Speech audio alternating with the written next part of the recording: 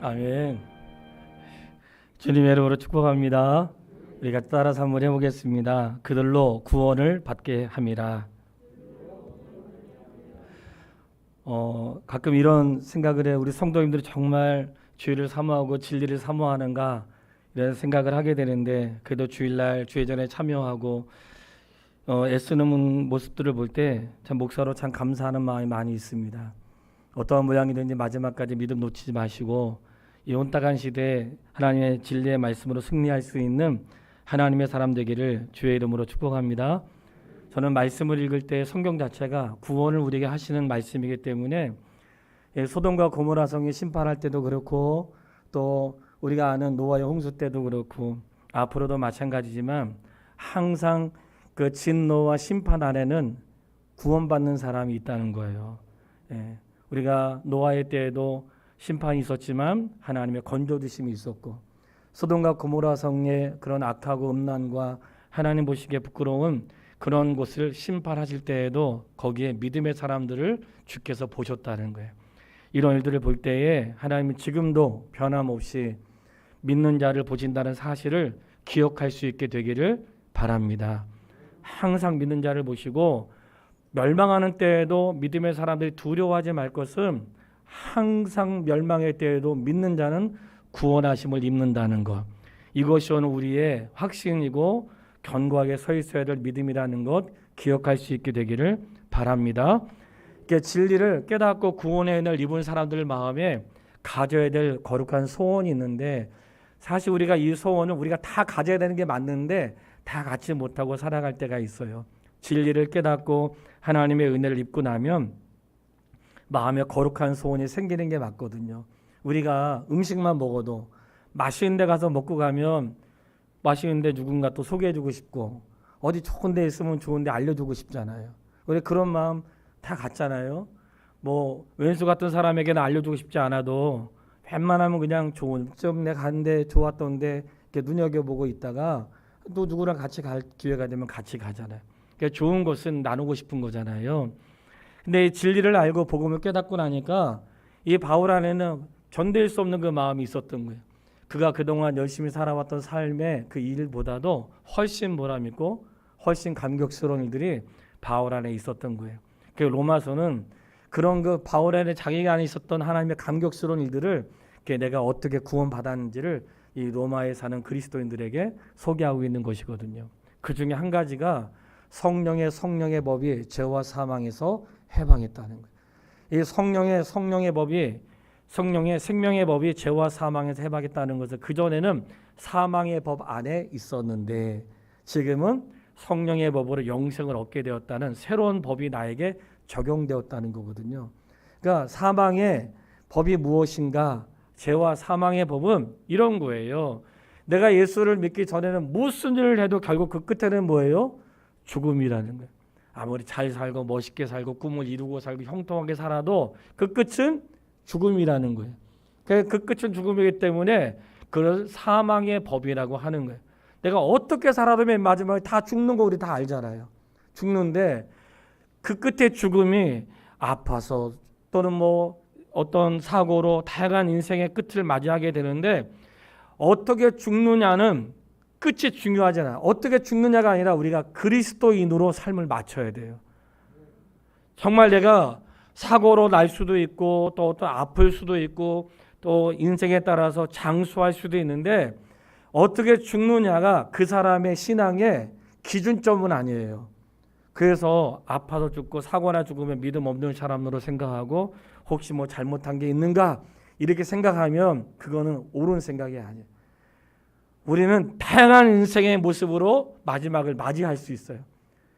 맞이할 수 있지만 분명한 것은 내가 그 맞이할 때 그리스도 예수 안에서 맞이할 수 있게 되기를 바랍니다. 그러면 사망의 법에 속하지 않고 내가 생명의 법에 속한 자로 살아가는 거예요. 바울의 기쁨은 내가 사망의 법에 속해 있지 않다는 거예요. 우리가 사는 날 동안은 이 땅의 질서 가운데 있으면서 그 속에 살고 있죠. 육체가 있기 때문에 육체 안에 살고 있지만 우리 안에는 또 하나의 법이 있는데 그 법은 바로 성령의 생명의 법이라는, 이 생명의 법인데, 이 생명의 법은 죽어도 사는 법이고 살아서 영원히 살 수 있는 법을 우리에게 말씀해 주었고, 이 법이 누구에게 적용되는가 할 때에 예수 그리스도를 주와 구주로 영접한 사람들에게 적용된다는 사실을 믿게 되기를 바랍니다. 이 사실을 바울이 깨닫고 나니까 너무 감격스러웠던 거예요. 그전에는 사망의 법 안에 있었고 생명의 법을 몰랐어. 근데 내가 알게 된 거예요. 알게 되었으니까 누구한테 제일 먼저 알려주고 싶겠어요? 가족에게 알려주고 싶겠죠.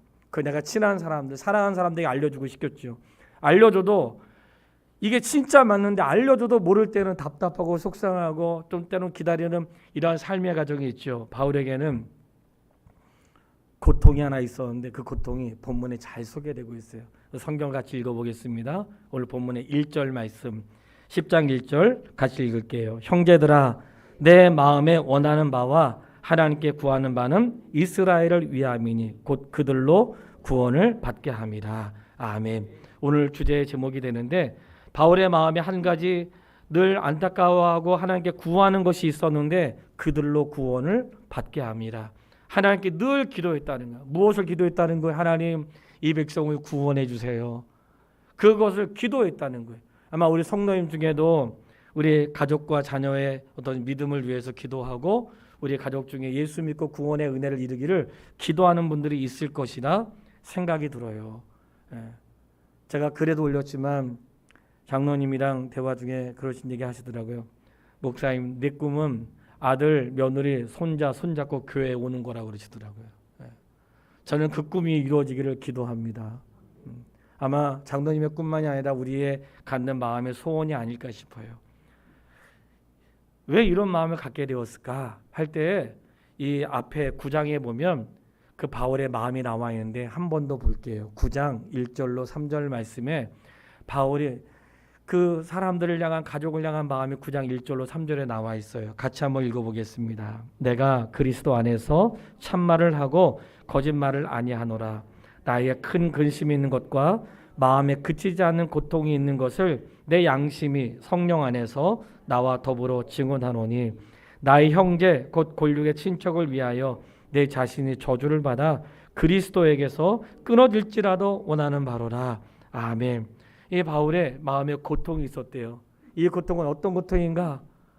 나의 골육과 친척들이 예수를 믿지 않는 고통이 바울의 고통이었다는 거예요. 아마 이런 고통이 우리 성도 중에도 있는 분이 있을 거라 생각이 들어요.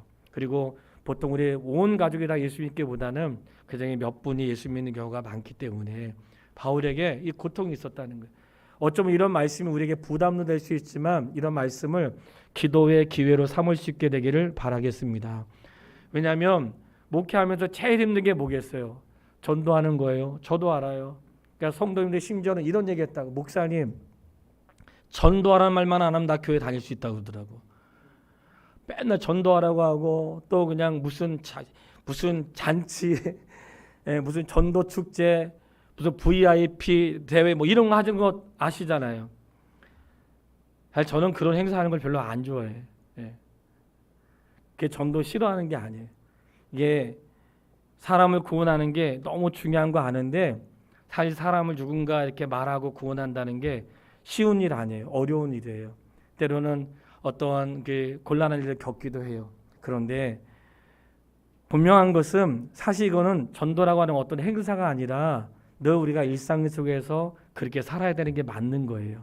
바울은 마음에 걱정과 근심거리가 있었는데 그 근심은 자신의 삶의 문제가 아니라 나의 골육 친척이 예수를 믿고 구원에 이르는 것이라는 거예요. 왜 그런 걱정과 근심이 있었을까요? 바울이 깨닫게 되었단 말이지. 그가 사망의 법에 있다가 생명의 법을 알게 되었고, 우리가 이 땅에 잘 살고 멋있게 살고 아무리 꿈을 이루어 살아도 내가 그리스도 예수 안에 없으면 사망의 법에 속한 자가 되니, 그 사실을 알고 나니까 우리 형제와 자매와 굴욕과 친척들이 나와 같이 예수 그리스도의 사람이 되기를 원하는 마음이 있었던 거예요. 만약에 내가 그렇게만 될 수 있다면 내가 그리스도에게 끊어질지라도 간절히 원하는 바로다. 이 말씀은 나는 끊어져도 좋다 이런 뜻이라기보다는 한번 그리스도 예수 안에 있는 자는 끊어질 수 없죠. 그럴지라도 내가 그렇게 할 수만 있다면 그렇게 해서라도 그가 예수 그리스도 안에 있다면 그렇게 하고 싶은 마음이 바울에게 있었고, 심지어는 이스라엘 백성을 애굽에서 인도했던 모세도 있었어요. 모세도 이스라엘 백성이 늘 불순종하고 말을 듣지 않으니까 하나님이 이스라엘 향해 진동할 때에 모세가 막아서요. 하나님, 모세는 온전한 중보자는 아니지만 하나님, 차라리 저를 제거시켜 주시고 이 백성들을 살려주세요. 어떻게 그들은 그런 기도를 할 수 있었을까 돌아보게 돼요. 여러분, 율법의 완성이 사랑인 거 아시죠? 아세요? 율법의 완성은 사랑이에요. 저는 제가 성도에게 자신 있게 드릴 수 있는 말씀이 있습니다. 노력하는 말씀이 있어요. 너희가 대접을 받고자 하는 대로 대접하라, 그렇게 말씀하시잖아요. 사랑의 가장 큰 중심에는 어떻게 하는 게 가장 주님이 원하시는 사랑인가? 성경에 써 있는데 너무나 쉬워요. 성경에 다 알고 있는데 내 몸처럼 살아가는 것이라고 했어요. 내 몸처럼. 그러니까 우리가 주의 일은 어떻게 하는가? 내가 누군가를 대접해야, 내가 누군가를 대접을 받거나 대접을 할 때에 딱 기준이 있는 거야. 예, 그 기준이 뭐예요? 나도 이렇게 어디 가면 대접받고 싶은데, 나도 어디 가면 나도 이렇게 사람들한테 인정받고 싶은데, 그런 마음 나한테 있어요, 없어요? 있잖아요. 그런 마음으로 대하세요. 그런 마음으로 사람을 대하고, 그런 마음으로 하고. 우리 교육자들이나 또 우리 전도사님들 수고하고 애쓰는데, 우리가 넉넉하지 않아 마음껏 못하지만 항상 그런 마음이 있는 거예요. 이상현 전도 나갈 때에도 입장 바꿔놓고 내가 김상현 전도사였다면, 그런 마음이 있는 거예요. 그러니까 내 몸을 사랑하는 것처럼 다른 사람을 사랑하는 것이 진짜 사랑이고 이것이 율법의 완성이라고 말씀하셨어요. 그러니까 하나님께서 우리에게 말씀하신 것은 사람을 대할 때 나보다 조금 나은 사람이나 조금 부족한 사람이 아니라 그냥 나처럼 대하라는 거예요. 나처럼. 예. 나처럼 그를 대하고, 내가 존중받고 싶은 것처럼 그를 존중하고, 내가 사랑받고 싶은 것처럼 사랑하고, 내가 그렇게 대우받고 싶은 것처럼 대우하라는 거예요. 이것이 율법과 선지자라고 말씀하시고 완성이라고 말씀하셨어요. 그러면 이런 말씀을 비유해서 본다면 바울도 자기처럼 사랑한 거야. 마치 그것이 내 영혼이 사망에 매어 있는 것처럼 생각한 거예요. 내 몸처럼 그들을 사랑했던 거예요. 그렇기 때문에 하나님, 나의 친척과 굴욕 그리고 이 땅에 있는 민족들이 구원받기를 원합니다. 그런 마음을 가졌던 거예요. 그렇기 때문에 바울이 주님의 부르심으로 전도자가 되었으나 그가 깨닫고 난 다음에 이러한 그 부르심 앞에 순종하기 위해서 선교지를 가고 예루살렘에서 회당에서 또는 사람들 앞에서 장터에서 그리스도를 말하고, 그리고 개인적으로 만났을 때 그리스도를 말하고, 말하지 못할 때에는 편지를 써서 말하고. 왜 그렇게 했을까요? 그들로 구원을 받기 위해서 했다는 사실을 믿으세요. 그렇다면 오늘 이런 말씀을 읽을 때 우리가 적용되는 게 뭐겠어요? 우리가 우리 자녀들, 믿지 않는 남편에게 구원받기 위해서 어떻게 해야 되겠어요? 믿지 않는 남편을 예수 그리스도 안에서 구원하기 위해서 그 남편에게 잘해주고 격려해주고, 남편이 못할 때 용서해주고, 뭔가 남편이 역시 예수 믿는 사람 다르구나 이런 마음에 감동을 받을 수 있도록. 그게 지금 당장 교회는 안 나와도 당신 언젠가 한 번은 꼭 나와줘야 돼. 예. 뭔가 가능하지 않겠어요? 내가 자녀를 대할 때도 자녀 맨날 야단만 치지 말고, 자녀가 내가 예수 믿는 부모 밑에 자란 것을 원망할 만큼, 예, 이런 삶이 아니라 내가 예수 믿는 부모 밑에 자라는 게 이렇게 행복한 것이구나. 예, 나는 교회 안 나가도 아내와 남편이 신앙생활 이렇게 좋은 것이고, 이게 느껴질 만큼 바울이 편지를 쓰고 또는 찾아가서 만나고 격려했던 것처럼 우리에게 그런 수고가 필요하다는 거예요. 네. 그렇다면 바울은 자신의 부름받은 메시지로 그렇게 했다면 우리는 우리의 믿지 않는 그들을 품기 위해서 내 몸처럼 사랑하는 그리스도의 마음과, 그리고 거기에 따른 헌신된 삶이 동반될 때 하나님의 때에 하나님의 방법으로 기회를 허락하여 줄 줄 믿습니다. 우리는 우리가 해야 될 최선의 일들을 하고 결과를 주께 맡기는 것인데, 나는 아무것도 하지 않으면서 주님께 원하는, 주님께서 해주시기를 바라는 것은 사실 옳은 믿음이 아닌 것입니다. 내가 할 수 있는 최선의 일들을 감당하면서 하나님의 도우심을 구하는 게 맞고요. 그럴 때 바울이 생각할 때 이스라엘 백성들이 하나님에 대한 열심은 있는데 잘못된 열심이 갖고 있었다는 거예요. 잘못된 열심이 무엇이었을까? 2절로 4절 내가 증언하노니 그들 하나님께 열심은 있으나 올바른 지식을 따른 것이 아니래요. 올바르지 않은 지식은 무엇인가? 하나님의 의를 모르고 자기의 의를 세우려고 힘써 하나님의 의에 복종하지 아니하였느니라. 따라서 해보겠습니다. 자기의 의. 자기의 의를 세우려고 하나님의 의를 따르지 않았다는 거예요. 이 자기의 의라는 건 뭐냐면 자기 생각, 자기 주관, 내 판단이 옳다고 생각하고 주님 말씀하신 건 이거는 이해가 안 되는, 말도 안 되는데 어떻게 그런 일이 있어, 이런 거죠. 그러니까 자기의 의를 세우느라고 그리스도의 말씀에 순종하지 않는 거예요. 이것을 옳지 않은 지식이라고 말하는 거예요. 우리가 예수 믿어도 잘못된 지식으로 예수 믿으면 뭐라고 해요? 이단이라고 하는 거예요. 그러니까 성도에게 무엇이 있어야 되는가? 하나님 말씀을 분별하는 지혜가 있어야 돼. 그렇게 하기 위해서 늘 말씀 안에 머물러 있어야 걸러지게 되는 거예요. 여러분, 하나님 말씀 앞에 있어야 잘못된 게 걸러지는 것입니다. 그게 걸러지는 거예요. 하나님 말씀 앞에 있으면 잘못된 게 걸러져요. 이거 이상한데, 이거 상했네, 쉬었네, 알잖아요. 음식 먹어보면 알잖아요. 우리 주부들 다 알잖아요. 냄새만 맡아도 알고 먹어봐야 알고 상했는지 알 수 있잖아요. 하나님 말씀 들어보면 안다고, 상했는지 아니면 뭘 탔는지 알 수 있는 거예요. 이 바울이 보니까 잘못된 지식으로 열심히 있는 사람들이 있는 거예요. 그 잘못된 지식은 무엇인가? 자기의 의로. 그러니까 늘 주께서 하시는 말씀은 너의 의로 하지 말고 예수 그리스도의 의를 그냥 믿으라는 거예요. 예수 그리스도의 의를 믿으라. 그리스도를 믿는 자에게 의를 이루기 위하여 율법의 마침이 되시니라. 예, 주님의 의라고 하는 것은 우리가 본문의 말씀처럼 주로 내가 만일 내 입으로 예수를 주로 시인하여 하나님께서 그를 죽은 자 가운데 살리신 것을 내 마음에 믿으면 구원을 받으리라. 사람이 마음으로 믿어 의에 이르고 입으로 시인하여 구원에 이르느니라. 이렇게 말씀하셨어요. 자, 예수님을 아는 것으로 구원받는 게 아니라 그분을 믿음으로 구원받는 것입니다. 잊지 마세요. 그분을 믿음으로 받는 거예요. 나 그분 알아.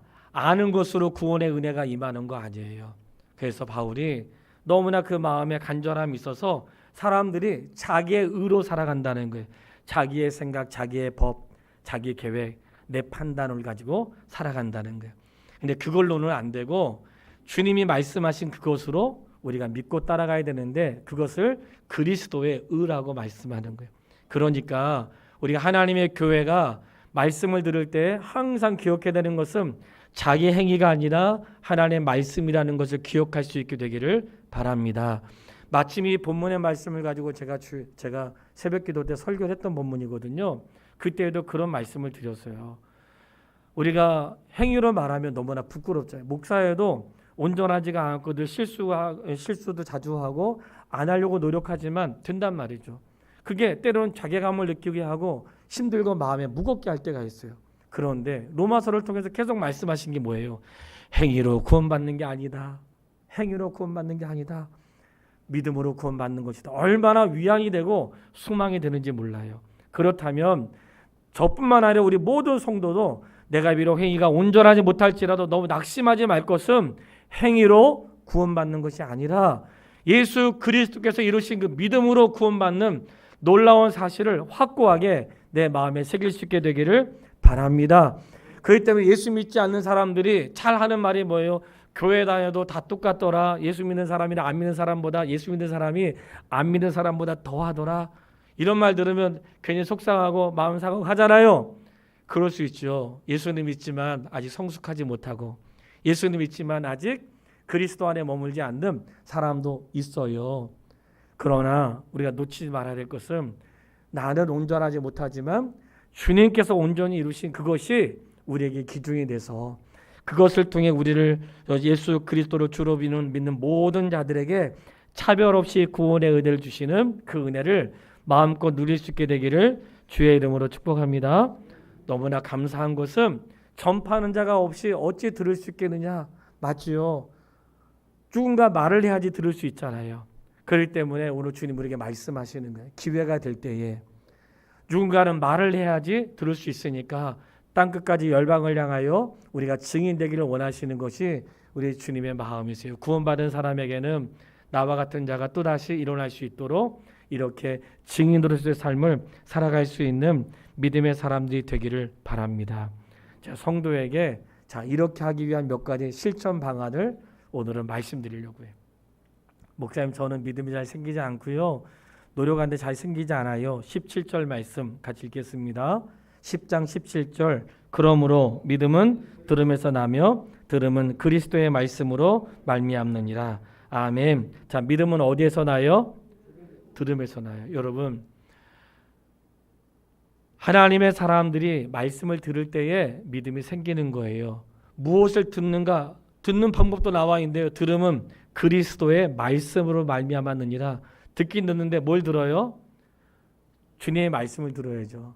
말씀을 들으면 그 말씀이 나에게 믿음을 줘요. 믿음의 싹이 막 내 안에 드시는, 그건 들음으로 생기는 거예요. 너무나 많은 하나님의 교회 안에 남자분들보다는 여자분들이 훨씬 많은 신앙생활 잘하는 게 사실이에요. 왜 그럴까요? 예배 참여도가 훨씬 높은 거예요. 예배를 드린 숫자가, 예배를 드리고 말씀을 듣는 그 참여도가 여성분들이 훨씬 많아요. 그러나 또 말씀을 듣는 분들 다르죠. 들어야지 믿음이 생기는 거예요. 들어야지 믿음이 생기고, 들어야 거기 삶의 결단이 있고, 들어야 거기서 구별함이 생기는 거예요. 바라는 것은, 들을 귀 있는 자가 복되다고 하는 것은 하나님 말씀을 들음으로 내 안에 믿음이 생기니까 복이 있고, 그 말씀을 들을 때 내 안에 회심과 결정과 하나님의 은혜가 있으니까 얼마나 감사해요. 들음으로 믿음이 생긴다는 것 잊지 마시고, 믿음은 항상 동반하는 게 있어요. 믿음에는 항상 반응이 일어납니다. 내가 들었던 말씀에 대한 반응을 보일 때에 하나님 기뻐하시는 거예요.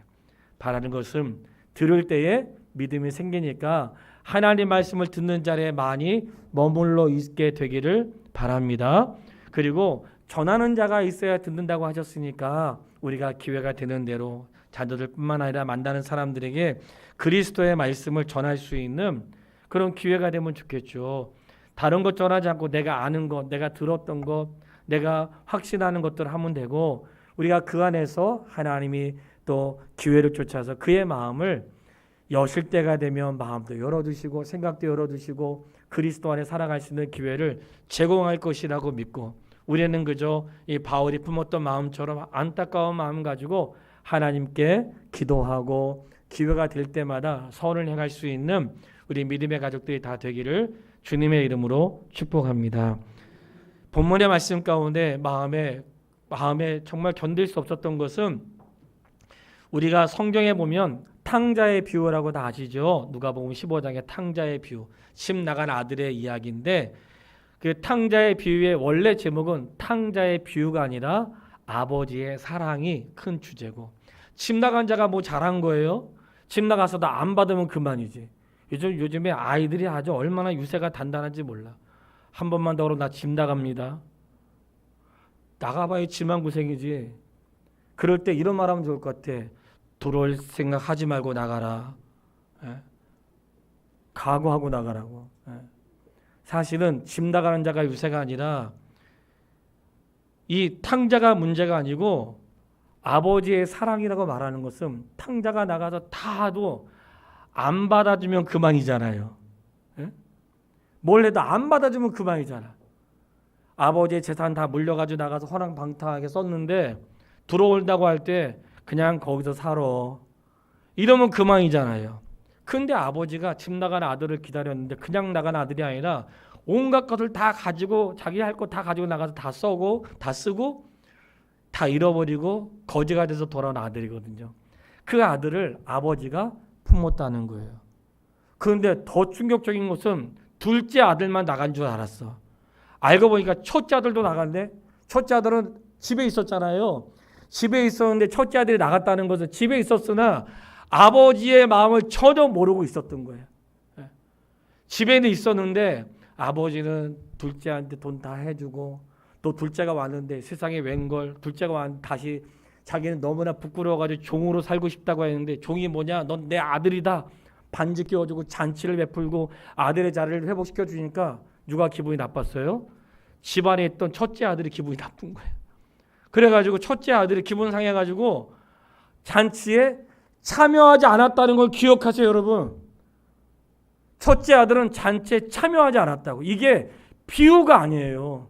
이 말씀을 풀어보면 먼저 구원의 은혜를 입은 사람들은 이스라엘 백성들. 하나님이 그들을 먼저 선택하여 그들을 통해 열방의 구원자로 삼으시고 그를 만난 누군가는 시작을 해야 되잖아요. 누군가는 시작해야 되는 그 시작을 이스라엘로 삼으셨던 거예요. 이스라엘을 삼았는데 이 이스라엘이 나는 선택받았다는 감격과 기쁨만 있고 아버지의 뜻은 안중에도 없었던 거예요. 나는 선택받았으니까, 나는 아브라함 후손이니까, 나는 할례 받았으니까 나는 구원받았지. 거기에만 가득 차 있고 뭘 하려고 하지 않는 거예요. 그리고 나는 그들과 달라, 이방인과 달라, 여기에 가득 채워져 있었던 거예요. 이 아들이 첫째 아들이에요. 탕자로 말한 첫째 아들인 거예요. 그런데 오늘날 보니까 복음이 이방인들에게 전해진 거예요. 이방인들에게 전해진 이 사람들은 말씀을 듣고 막 회개해. 깨닫고 돌아와요. 10년 돌아와서 막 헌신해. 그러니까 쟤네 뭐냐? 이런 마음이 된 거죠. 그러니까 이방인들이 막 들어오는 거예요. 막 들어와가지고 이방인들이 예수 믿지 않다가 예수 믿는 자가 되고 복음 안에서 하나님의 자녀가 된 거예요. 그러니 바울이 생각할 때 내 백성 이스라엘, 먼저 선택받은 이 이스라엘 백성들은 하나님을 잘못 알고 있고 바르게 살지 않으니까 마음에 괴로움이 있는 거예요. 그렇게 살면 안 되는데. 그런데 오히려 이방인들은 말씀을 전하여 듣고 깨달으니까 돌아온 거예요. 자, 첫째 아들도 집 나간 거예요. 여러분, 이 말씀 굉장히 중요합니다. 우리는 집 나간 아들이 주인공인 것 같지만 그가 회개한 것이 주인공이 아니에요. 그가 회개한 건 당연한 것이죠. 이 말씀에 너무 중요한 것은 아버지가 그들을 용납했다는 거예요. 아버지가 그를 용납했다는 거예요. 그리고 심지어는 들어오지 않는 그 아들에게도 왜 그러냐, 들어와라. 왜 그러니? 잔치에 참여해야지. 이게 아버지의 마음이었다는 거예요. 그 아버지의 마음이 오늘 10장 21절에 있습니다. 결론의 말씀으로 드리려고 해요. 10장 21절 말씀을 같이 읽겠습니다. 10장 21절 이스라엘에 대하여 이르되 순종하지 아니하고 거슬러 말하는 백성에게 내가 종일 내 손을 벌렸노라 하였느니라. 아멘. 내가 종일 내 손을 벌렸노라. 내가 종일 내 손을 벌렸노라. 어떤 아들에게요? 순종하지 않는 이스라엘 백성에게 내가 내 손을 벌렸다는 거예요. 사랑하는 여러분, 이게 하나님 아버지의 사랑입니다. 순종하는 자녀가 아니라 순종하지 않는 자녀에게 팔을 벌리신 거예요. 말 잘 듣는 자녀가 아니라 방탕한 자녀에게 팔 벌려주시고 아버지 재산 다 가지고 가서 잃어버리고 나는 종으로라도 있게 되는 것이 내 삶의 복이라고 생각했는데 종이 뭐냐 이놈아, 넌 내 아들이다. 아들로 복귀시켰던 하나님의 사랑, 그 탕자의 돌아옴이 주제가 아니고 하나님의 사랑이라. 근데 이 하나님의 사랑을 모르고 아버지는 나가 아직 자신만 사랑하고 나는 아무것도 아니라고 생각하고 나한테 뭘 해줬냐고 하는 아버지 뜻을 모르는 유대인 이스라엘과 그렇게 먼저 믿는 사람의 태도를 향해서 주님께서 이렇게 말씀하신 거예요. 너는 항상 나와 같이 있지 않았느냐. 사랑하는 여러분, 항상 나와 같이 계시는 것이 하나님의 은혜예요. 저는 재령이가 저한테 그런 했던 말을 딸이 있어 미안한데 기억나는 게 있어요. 저도 몰랐던 말을 얘가 해가지고 마음에 남는 게 있어요. 제주도 코로나가 딱 생겨가지고 아무것도 할 수 없을 때 그냥 제주도나 걷자 하고 걷기 시작했다고 말씀드렸잖아요. 딸이랑 둘이 걷는데 얘가 잘 처음에 걷지 못해가지고 저는 이미 걷는 게 훈련돼 있기 때문에 잘 걷지 못해가지고 많이 힘들어했는데 잘 완주하고 왔어요. 그리고는 얼마나 본인도 뿌듯했겠어요. 5일 동안 안 빠지고 다 걸었으니까. 근데 그거를 친구한테 얘기를 한 거야. 그래서 친구가 했던 말을 저한테 해준 거야. 야, 너가 대단한 게 아니고 아빠가 대단하다. 왜냐면 완주한 거 기쁘잖아요. 아빠가 대단하다는 얘기는 아빠는 잘 걷고 자기 잘 걷지 못하는데 잘 걷지 못하는 딸과 같이 다니니까 아빠가 얼마나 속이 터졌겠니. 아빠가 대단하다. 근데 그 말을 듣는데 내가 감동을 받은 거예요. 여러분, 내가 대단한 것 같죠? 천만의 말씀. 그렇게 말도 듣지 않는 나와 동행하시는 하나님이세요. 늘 순종보다는 불순종한 데 익숙한 우리의 인생이라고. 그런데 불순종에 익숙한 인생을 향하여 팔을 벌리고 계시는 하나님의 사랑이세요. 그러니 누가 대단한 거예요? 근데 왜 이렇게 성도들이 유세가 대단한지 몰라. 기다리시는 하나님의 사랑이 대단한 거예요. 그분이 대단한 거예요. 헤아리지 못하는 아버지의 마음을 알지 못하는 아들과 함께 있는 그분이 대단한 거라니까요. 하나님은 지금도 팔을 벌리고 계세요. 사랑하는 여러분, 주님이 용납하지 못할 인생은 없습니다. 바울은 그걸 알았기 때문에 마음에 간절한 소원이 있었어. 그 소원은 다른 게 아니라 나와 같이 내 민족의 그리스도 예수님을 믿는 거예요. 그가 과거에 무엇을 했든지 어떤 짓을 했든지 어떻게 살았든지 중요하지 않아. 그를 향하여 여전히 팔을 벌리시고 기다리시는 하나님이 계셨다는 거예요. 그는 불순종한 이스라엘을 향해서도 팔을 벌리고 계시는 분이었던 거예요. 우리가 아버지의 그 마음을 아는데 어찌 그 사랑을 말하지 않을 수 있냐고. 세상에 이렇게 사랑이 많으신 분이 있다고. 세상에 이렇게 사랑으로 가득한 분이 있다. 이것이 우리의 이야기인 거예요. 우리의 전도는 나의 스토리가 아니에요. 내가 살아온 이야기 그까짓 거 뭐 대단하다고. 나의 스토리가 아니라 주님의 스토리. 내 인생을 향한 주님의 기다리심, 내 인생을 향한 하나님의 사랑, 내 인생을 향한 끊임없이 팔 벌려주시고 손 놓지 않으셨던 그분의 사랑이 우리의 스토리가 돼야 하는 거예요. 그래서 바울의 고백은 그의 내가 죽어서라도 우리 민족에 돌아오기 원하는 그 마음은 자기의 헌신과 열심히 있는 게 아니라 나를 용납하시고 사랑하시는 하나님의 사랑이 있다는 것을 기억하시고, 사랑하는 여러분, 어떤 삶을 살았든지 우리를 용납하시는 하나님의 사랑이 있습니다. 나를 향하여 팔 벌려 계시고, 방탕하게 살았든지 음란하게 살았든지 자기 멋대로 살았든지 불순종하며 살았든지 아버지 뜻을 모르고 살았든지